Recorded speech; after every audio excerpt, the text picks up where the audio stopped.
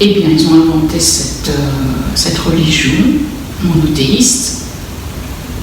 Et à partir de là, cette culture du monothéisme n'a pas été complètement anéantie, puisque aujourd'hui, nous sommes les héritiers de l'invention du monothéisme qui date bien avant Jésus-Christ, évidemment, puisque pour que Jésus-Christ existe, il a fallu y penser avant. C'est pour ça qu'on dit que la pensée, c'est pas quelque chose de matériel, c'est quelque chose d'immatériel. Donc si c'est immatériel, c'est qu'on ne le voit pas. Si on ne le voit pas, et ça veut dire qu'on va y croire. Et comme on y croit, eh bien, on le réalise dans la vraie vie. Voilà, aujourd'hui nous allons donc parler du pardon. C'est quoi le pardon? On nous a appris le pardon à l'envers, ça il faut le savoir. Le pardon, c'est un outil extraordinaire, mais vraiment extraordinaire, qui nous permet de revenir sur Jupiter.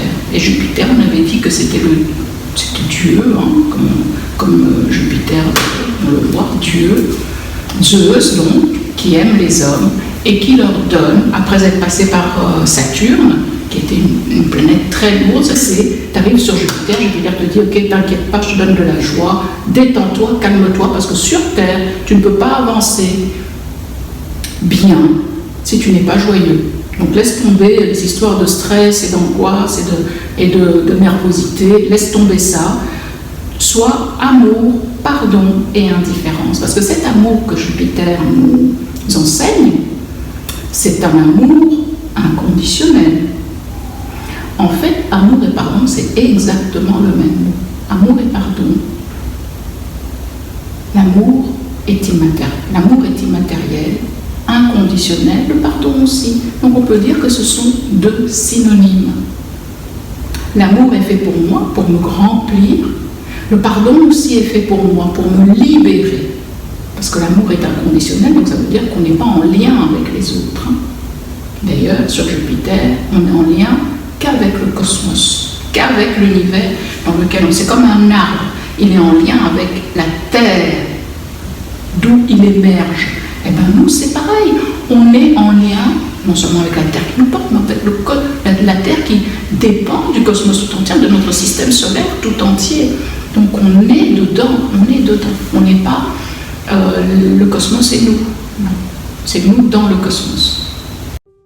Mental Yoga invite à un voyage vers la connaissance de soi afin d'atteindre l'ultime pilier du yoga, le nirvana.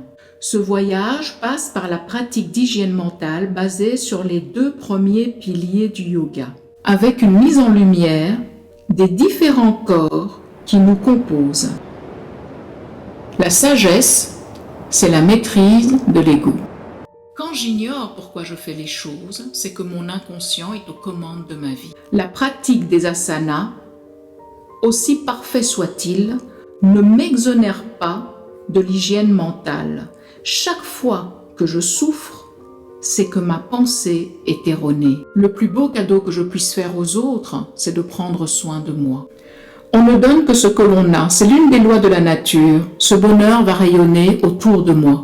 Venez apprendre à prendre soin de vous.